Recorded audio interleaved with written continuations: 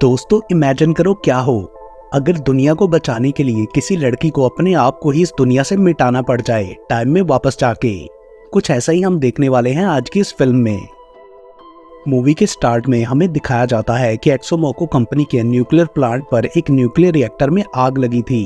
हर तरफ ड्रोन उड़ रहे थे और गार्ड्स इधर उधर भाग रहे थे। बिल्डिंग के अंदर की हालत और भी ज्यादा टेंस थी, जहां सब एम्प्लॉयज अपनी जान बचाने के लिए इधर उधर भाग रहे थे। और इसी क्योस के बीच दो टेक्नीशियंस कोशिश कर रहे थे कि किसी तरह रिएक्टर को एक्सप्लोड होने से बचाया जाए, लेकिन उन्हें समझ नहीं आता कि ब्लू या येलो में से कौन सा बटन दबाना है। तभी अचानक कॉरिडोर में एक अजीब सा आदमी आता है जो कि शायद टाइम ट्रैवलर था। वो उन लोगों को बताने की कोशिश करता है कि आगे क्या करना है, मगर वो लोग साउंड प्रूफ दरवाजे की वजह से उसे सुन नहीं पाते। फिर दरवाजे के पास आने पर वो उन्हें येलो बटन प्रेस करने के लिए कहता है, जबकि वो खुद भी इस पर इतना श्योर नहीं था। अचानक टाइम पेट्रोल मतलब टाइम पुलिस के 2 ऑफिसर्स भी वहां आ जाते हैं। वो लोग उस टाइम ट्रैवलर को पकड़ने आए थे जो कि जल्दी से गायब हो जाता है। और वो पेट्रोल ऑफिसर्स टेक्नीशियन से बोलते हैं कि उस आदमी की बात ना सुनो और ब्लू बटन दबाओ। ये कहकर वो दोनों भी गायब हो गए थे। अब टेक्नीशियंस फिर से कंफ्यूज हो जाते हैं, बट आखिर उन्होंने ब्लू बटन प्रेस कर दिया था, जिससे कुछ देर के लिए सब ठीक हो जाता है। ये देखकर वो दोनों खुशी से सेलिब्रेट करते हैं, बट उसके तुरंत बाद अचानक से बहुत बड़ा न्यूक्लियर विस्फोट हो जाता है। अगले सीन में हमें कुछ साल पहले का टाइम दिखाया जाता है, जब एक गवर्नमेंट ऑफिसर गिलबर्ट ने चाइनीज कंपनी को एक डिस्प्यूटेड एटॉमिक प्लांट बनाने की इजाजत देनी थी। और प्रेस कॉन्फ्रेंस में वो बताता है कि इससे बहुत सारे लोगों को जॉब्स भी मिलेंगी और न्यूक्लियर एनर्जी भी बनेगी। हॉल के अंदर से एलिस नामक एक इको एक्टिविस्ट उस ऑफिसर से कहती है कि ये कंपनी आउटडेटेड टेक्नोलॉजी यूज कर रही है जो कि फ्यूचर के लिए बहुत रिस्की है, मगर वो कोई जवाब नहीं देता। और सिक्योरिटी वाले आके एलिस और उसकी तरह सोचने वाले 2 और लोगों को हॉल से बाहर निकाल देते हैं। अगले सीन में हम उन तीनों को पुलिस स्टेशन में देखते हैं। एलिस की साथी बताती है कि मैंने उनकी वीडियो बना ली थी जब वो हमें निकाल रहे थे और ये वीडियो हमें ऑनलाइन पोस्ट कर देनी चाहिए। बट एलिस का ख्याल था कि हमें पब्लिक की अटेंशन इस पावर प्लांट की तरफ दिलानी चाहिए, ना कि हमारी तरफ। तभी एक ऑफिसर एलिस को ये कहते हुए छोड़ देता है कि उसके डैड उसे लेने आए हैं। और एलिस के दोस्त ये देखकर शॉक रह जाते हैं कि एलिस का डैड गिलबर्ट था। देन गाड़ी में गिलबर्ट एलिस को बातें सुनाता है कि तुम बिल्कुल अपनी माँ पर गई हो, जो कि इसी तरह इको एक्टिविस्ट थी। एलिस आगे से उसे एक्सोमैको कंपनी की खराब रेपुटेशन का याद दिलाती है और बोलती है कि आपने जरूर रिश्वत ली होगी। एंड देन गाड़ी से उतर जाती है। तभी उसके दोस्तों का फोन आता है जो कह रहे थे कि तुमने अपने डैड के बारे में झूठ क्यों बोला। साथ ही वो उसे कहते हैं कि अपने डैड का एक्सोमैको कंपनी के साथ इलीगल कनेक्शन का एविडेंस लेकर आए, वरना वो लोग वीडियो पब्लिश कर देंगे और सबको पता चल जाएगा कि वो किसकी बेटी है, जिसके लिए एलिस ना चाहते हुए भी मान गई थी। रात को गिलबर्ट ड्रिंक करते हुए अपनी बीवी की वीडियो देख रहा होता है, जिसके बाद वो काफी उदास हो गया था। देन वो लैपटॉप वहीं छोड़ के सोने चला जाता है। लेटर ऑन एलिस छुपके से उसके लैपटॉप को देखने के लिए घर में घुसती है तो कोई आदमी वहां ऑलरेडी लैपटॉप को चुराने की कोशिश कर रहा था। और हम देखते हैं कि ये वही टाइम ट्रैवलर है। वो एलिस को कुछ बातें बताने की कोशिश करता है, मगर एलिस उसे बोतल से हिट करके बेहोश कर देती है। बेचारा टाइम ट्रैवलर। शोर सुन के गिलबर्ट भी वहां आ गया था। एलिस उसे बताती है कि मैं आपसे बात करने आई थी, लेकिन यहाँ ये आदमी आपका लैपटॉप चुरा रहा था। मगर गिलबर्ट को लगता है कि ये दोनों मिले हुए थे, सो वो पुलिस को बुलाने की धमकी देता है। तभी अचानक बाहर गार्डन में ब्लू रोशनी नजर आती है और हम उन्हीं 2 टाइम पेट्रोल के एजेंट्स को देखते हैं। इतनी देर में उस टाइम ट्रैवलर को भी होश आ गया था। वो उन दोनों से बोलता है कि तुम लोग ये पावर प्लांट बनाने की परमिशन नहीं दे सकते। उसी वक्त पेट्रोल ऑफिसर गोलियां चलाने लगते हैं, जिससे गिलबर्ट जख्मी हो गया था। लेकिन उसके अंदर आने तक वो टाइम ट्रैवलर गिलबर्ट और एलिस को अपने साथ फ्यूचर में टेलीपोर्ट करा देता है।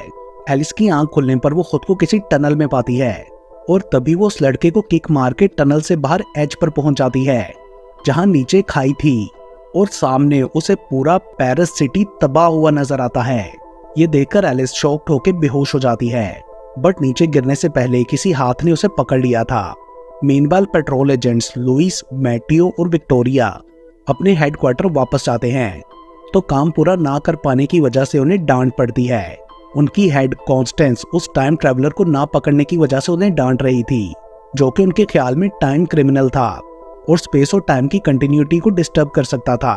देन कॉन्स्टेंस बोलती है कि अब से लुइस इस मिशन को लीड करेगी, दूसरी तरफ एलिस की आंख खुलती है तो एक पुराने से रूम में थी। तभी साथ वाले रूम से उसके डैड की आवाज आती है जो बताते हैं कि हमें किसी प्रिजन में बंद किया गया है। तभी एक लड़का राफ एलिस के लिए खाना लेके आता है। ये वही टाइम ट्रेवलर था। साथ वो बताता है कि ये कोई प्रिजन नहीं बल्कि मेरा बेडरूम है। यहाँ से बाहर जाना ठीक नहीं है, इसलिए यहाँ इसी तरह रहना पड़ता है। बल्कि 21st सेंचुरी से वो इधर ऐसे ही रहता आ रहा है। देन वो उसे एक लैब में लेकर जाता है जहाँ उसके साथी भी थे। गिलबर्ट को भी वहां लाया जाता है जो उन्हें सजा की धमकी देता है। तभी एक आदमी दरवाजे की तरफ इशारा करके कहता है कि आप लोग जा सकते हैं। बट दरवाजा खोलने पर उन्हें उस रूम में बहुत सारे ज़ॉम्बीज़ नजर आते हैं। डर के मारे गिलबर्ट जल्दी से दरवाजा बंद कर देता है, जिस पर वो आदमी जोक्स करते हुए बोलता है कि ओ मैन, ज़ॉम्बीज़ का बताना तो भूल ही गया। तभी उनकी गैंग का एक और आदमी डॉक्टर हेनरी वहां आके बताता है कि ये ज़ॉम्बीज़ बहुत ज्यादा डेंजरस और इन्फेक्टेड हैं और इन्हें हम रनर्स कहते हैं। ये सब रेडिएशंस की वजह से ज़ॉम्बीज़ बने। देन डॉक्टर हेनरी उन्हें न्यूक्लियर से हुई तबाही की वीडियो दिखाता है, जिस पर एलिस बोलती है कि देखा, मैं सही थी। बट गिलबर्ट इन सब बातों को नहीं मानता। उसे अभी भी यकीन नहीं था कि वो लोग फ्यूचर में हैं। सो अपनी बात को प्रूव करने के लिए वो उन्हें ज़ॉम्बीज़ के बीच में से गुजार के बाहर सिटी दिखाने ले जाते हैं। वहां बाहर सब कुछ तबाह हो चुका था। आगे पहुंचने पर वो लोग एक जगह दिखाते हैं जहां एक बहुत बड़ा रेडियो एक्टिव क्लाउड हर 70 साल के बाद अर्थ के गिर्द घूमता था, जो कि हर जिंदा चीज को खत्म कर देता है। वक्त के साथ साथ ये बढ़ता जा रहा है। सो इस टाइम में कोई भी नहीं बचने वाला था। ये सब देखने के बाद गिलबर्ट को समझ आ गया था और वो अपनी गलती मान लेता है, जिस पर वो गैंग मेंबर गिलबर्ट को शूट करने लगा था। बट जल्दी से एलिस आगे आके उसे रोकती है और कहती है कि इंसानियत को बचाने के लिए हमें कोई और रास्ता ढूंढना होगा। जिस पर वो आदमी बोलता है कि दूसरा रास्ता लैपटॉप चुरा के पॉलिटिकल स्कैंडल क्रिएट करने का था, लेकिन अब टाइम पेट्रोल वाले हमें इन चेंजेस का टाइम नहीं दे रहे और वो फिर से हमारे पीछे पहुंच जाएंगे, इसलिए अब तुम्हें मरना होगा। ये सुनकर गिलबर्ट डर से बेहोश हो जाता है, जिस पर राफ कहता है कि हमें इंटरनल चेंजेस करनी चाहिए, ना कि एक्सटर्नल, ताकि टाइम पेट्रोल वाले ये चेंजेस नोटिस ना कर सकें। मतलब वो इंसानों की इंटरनल चेंजेस की बात कर रहा था। डॉक्टर हेनरी भी राफ की बात से एग्री करता है। एलिस भी उन्हें यकीन दिलाती है कि मेरे डैड ये सब कर देंगे, क्योंकि वो हमेशा से बुरे नहीं थे। सो वो आदमी मान जाता है, लेकिन कहता है कि अगर टाइम पेट्रोल वालों ने उन्हें ढूंढ लिया तो फिर हमें एक्शन लेना होगा। मीनवाइल टाइम पेट्रोल वाले भी एक जगह पहुंचकर एक आदमी से उस गैंग की लैब का पूछते हैं। दूसरी तरफ एलिस रास्ते में उन गैंग मेंबर्स को बताती है कि मेरी मॉम डैड को चेंज कर सकती थी, जिनकी मेरी बर्थ के टाइम ही डेथ हो गई। बट वो लोग कहते हैं कि अगर तुम्हारी मॉम की डेथ को रिवाइव किया तो इससे शायद तुम जन्म ही ना ले सको, जिससे कॉन्फ्लिक्ट हो जाएगा कि तुम एग्जिस्ट करती भी हो और नहीं भी। तभी राफ कहता है कि गिलबर्ट पर असर डालने के लिए हम उसे अपना ठिकाना दिखा देते हैं, बट उसका साथी उसे तुरंत चुप करा देता है। उसके बाद हेनरी को लैब छोड़ के वो सब लोकल बार में जाते हैं। वहाँ राफ और उसका साथी सोचते हैं कि हमें एलिस को अपने गैंग में ले लेना चाहिए। तभी अचानक गिलबर्ट और एलिस में किसी बात पर बहस हो जाती है, जिससे वहाँ सब लोगों को पता चल गया था कि गिलबर्ट की वजह से ये रेडियो एक्टिव क्लाउड उन्हें तबाह करने वाला है। सो वो सब गुस्से से उनकी तरफ बढ़ने लगते हैं, जिसके बाद वो चारों किसी तरह चालाकी से वहाँ से भाग गए थे। बट आगे उन्हें ज़ॉम्बीज़ का ग्रुप मिल जाता है, जिससे बचने के लिए वो लोग टेलीपोर्ट होने की कोशिश करते हैं, बट डिवाइस की बैटरी लो थी। तभी एक और गैंग आके उन्हें बचाता है, जिनकी लीडर का नाम लीस्ट था। मीनवाइल टाइम पेट्रोल वाले लैब पहुंच जाते हैं। हेनरी को उनका पता चल गया था, सो वो जल्दी से सारी जरूरी चीजें लेके लैब को सेल्फ डिस्ट्रक्ट मोड पे लगा के वहां से भाग जाता है, जिसके तुरंत बाद लैब में धमाका होता है और सारी चीजें तबाह हो जाती हैं। बट टाइम पेट्रोल वालों को वहां से गैंग के ठिकाने का मैप मिल जाता है। दूसरी तरफ वो सब लोग अपने ठिकाने पर पहुंच जाते हैं, जहां पुरानी सिविलाइजेशन की कुछ बची हुई चीजें और कुछ बच्चे थे। राफ एलिस को अपने ग्रुप में आ जाने का कहता है और बताता है कि हमारे पास एक रियल रोबोट भी है। उसका साथी लीस्ट से बात करते हुए बताता है कि हम इन दोनों मींस एलिस और गिलबर्ट को यहाँ नहीं लाना चाहते थे, क्योंकि हमें इन पर भरोसा नहीं है। जिस पर लीस्ट बोलती है कि तुम्हें इन्हें एक चांस देना चाहिए। देन लंच के टाइम हेनरी अचानक वहाँ आके बताता है कि टाइम पेट्रोल वाले यहाँ पहुँचने वाले हैं, एंड कुछ ही देर में वो सच में पहुँच गए थे। सब लोग तुरंत से अपनी पोजीशन ले लेते हैं और बच्चे उन पर पत्थर फेंकते हैं। टाइम पेट्रोल वालों ने भी उन पर ग्रेनेड फेंक दिया था, जिसे डॉक्टर हेनरी कैच कर लेता है और धमाके से मैकेनिकल पार्ट्स बिखर जाते हैं, जिससे पता चलता है कि डॉक्टर हेनरी ही उनका रोबोट था। गुस्से में वो गैंग मेंबर दोबारा से गिलबर्ट को शूट करने लगता है, बट लीस्ट उसे इशारे से रोकती है और तभी टाइम पेट्रोल एजेंट उसे इलेक्ट्रिक शॉक दे देता है, राफ के साथ भी उन्होंने ऐसे ही किया था, जिसके बाद बाकी सब सरेंडर कर देते हैं। बट टाइम पेट्रोल वाले सिर्फ राफ, उसके साथी एलिस और गिलबर्ट को लेके गए थे। अगले सीन में टाइम ब्रिगेड के ऑफिस में उनकी लीडर कॉन्स्टेंस एलिस को थैंक्स कहती है इन खतरनाक क्रिमिनल्स को पकड़वाने में हेल्प के लिए। बट एलिस अब ये बात समझ गई थी कि ये गैंग सच में अर्थ को बचाना चाहता है, जबकि टाइम पेट्रोल वालों ने दुनिया के लिए कुछ भी नहीं किया। सो वो वापस जाके अपने डैड का लैपटॉप चुराना चाहती थी ताकि पृथ्वी को बचा सके। बट कॉन्स्टेंस उसे कहती है कि तुम ऐसा नहीं कर पाओगी। और तभी कॉन्स्टेंस के जाने के बाद उसकी जगह फ्यूचर की एलिस आ जाती है। वो एलिस को बताती है कि अपने डैड का लैपटॉप चुराना और उनके कामों में इंटरफेयर करना अच्छा आइडिया नहीं है। साथ ही बोलती है कि मैंने बहुत अच्छी लाइफ गुजारी है अपने डैड की वजह से, और बताती है कि डैड ने बहुत ज्यादा ड्रिंक करना स्टार्ट कर दिया था, जिस वजह से जल्द ही वो बहुत बीमार होने वाले हैं। सो तुम अब जितना हो सके अपने डैड के साथ टाइम स्पेंड करो। उसके बाद एजेंट्स एलिस और गिलबर्ट को उनके टाइम में वापस पहुंचा देते हैं जहां से वो फ्यूचर में टेलीपोर्ट हुए थे।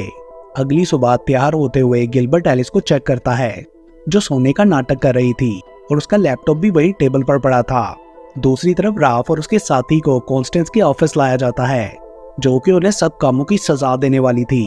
बट वो दोनों बोलते हैं कि हमने कुछ गलत नहीं किया, बल्कि हमने तो बहुत से लोगों की जान बचाई। लेकिन कॉन्स्टेंस ये सब नहीं समझ पाती। राफ और उसका दोस्त समझाते हैं कि हमारा काम पूरा करने से टाइम रीसेट हो जाएगा, जिसके बाद तुम सब लोगों को पिछला कुछ भी याद नहीं रहेगा। सिर्फ टाइम चेंज करने वालों को ही दूसरी रियलिटी का पता होगा। उसकी बात सुन के पेट्रोल एजेंट्स कंफ्यूज हो जाते हैं।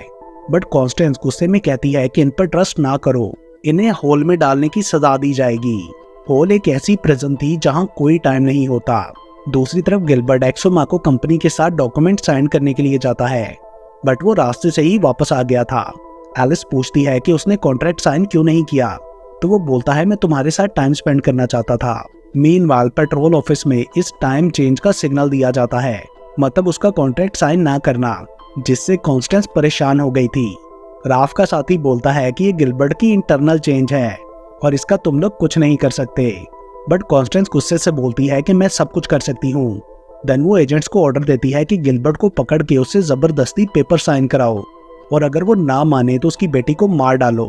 लुइस बोलती है कि ये ऑर्डर तो इनलीगल है, बट कॉन्स्टेंस उसे भी सस्पेंड करते हुए मैट्यू और विक्टर को भेज देती है इस काम के लिए, और लुइस से कहती है कि तुम इन दोनों क्रिमिनल्स को होल में डाल दो। उधर फ्यूचर में वो रेडियो एक्टिव क्लाउड गैंग के ठिकाने की तरफ बढ़ रहा था, सो लीस्ट हेनरी से कुछ करने को कहती है। उधर विक्टर और मैट्यू गिलबर्ट के घर पहुंच जाते हैं। उन्होंने एलिस को थ्रेट करते हुए गिलबर्ट को उठा लिया था ताकि उसे ले जाके पेपर साइन करा लें। दूसरी तरफ कॉन्स्टेंस को कुछ गड़बड़ फील होती है, सो अपनी असिस्टेंट रिचर्ड को लुइस के पीछे भेजती है। वहां लुइस ट्रिक करके रिचर्ड को ही होल में फेंक देती है। उसने राफ और उसके साथी को छोड़ दिया था कि अगर उन्होंने टाइम चेंज कर दिया तो कॉन्स्टेंस को ये सब याद ही नहीं रहेगा। प्लान के अकॉर्डिंग अब राफ को एलिस को बचाना था विक्टर से, और उसके साथी ने गिलबर्ट को बचाना था मैट्यू से, जबकि लुइस कॉन्स्टेंस को देखेगी। लेकिन जब राफ वहां जाता है तो विक्टर ने उसे पंच मार के बेहोश कर दिया था, और उसका साथी भी टेलीपोर्ट होकर सीधा गिलबर्ट की गाड़ी के बोनेट पर गिरता है। उधर लुइस कॉन्स्टेंस को जाके बताती है कि काम हो गया, तो वो आगे किसी से रिचर्ड का पूछती है, जो उसे क्रिमिनल्स को भाग जाने का बताते हैं। सो वो चालाकी से रूम की लाइट्स डिम करके लुइस पर अटैक कर देती है।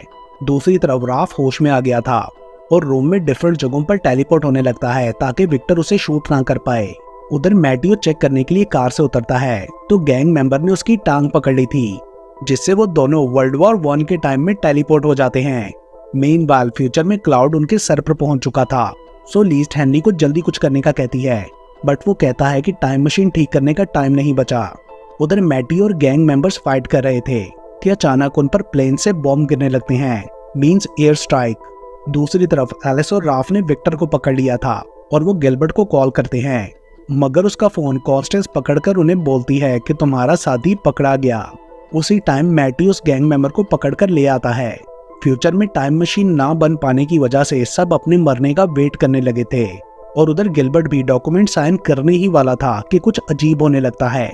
यहाँ पता लगता है कि विक्टर और एलिस के बर्थ टाइम में टेलीपोर्ट हो गए थे, और एलिस डॉक्टर हेनरी पर गन पॉइंट करते हुए अपनी मॉम को बचाने का कहती है, जिससे उधर गिलबर्ट वगैरह के आसपास सब बदलने लगता है। वहां बैठे लोग गायब होने लगे थे। कॉन्स्टेंस गुस्से में आ गई थी। गैंग मेंबर उसे बताता है कि एलिस खुद को टाइमलाइन से इरेज कर रही है। दूसरी तरफ एलिस की मॉम को होश आ गया था, वो पास खड़ी एलिस से पूछती है कि तुम कौन हो। एलिस बोलती है कि कोई भी नहीं और गायब हो जाती है। गिलबर्ट एलिस को भुलाना नहीं चाहता था, वो उसका नाम पुकारता है, बट अचानक अपनी सेंसेस में वापस आने पर वो किचन में होता है। पास बैठी उसकी बेटी पूछती है कि ये एलिस कौन है। तभी उसकी बीवी वहां आके बताती है कि एलिस आपकी बहन थी जो जन्म लेते ही मर गई।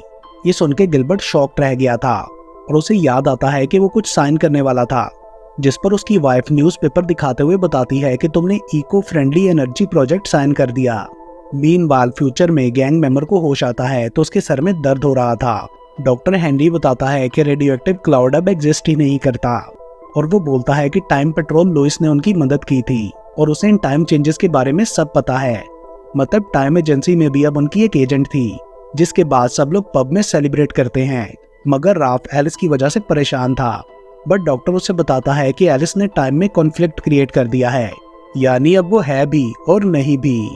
देन वो लोग वहाँ एक टेबल पर बैठी एलिस के पास जाते हैं। एलिस ने भी उनके गैंग को ज्वाइन कर लिया था और इसके साथ ही ये मूवी यहीं पर खत्म हो जाती है।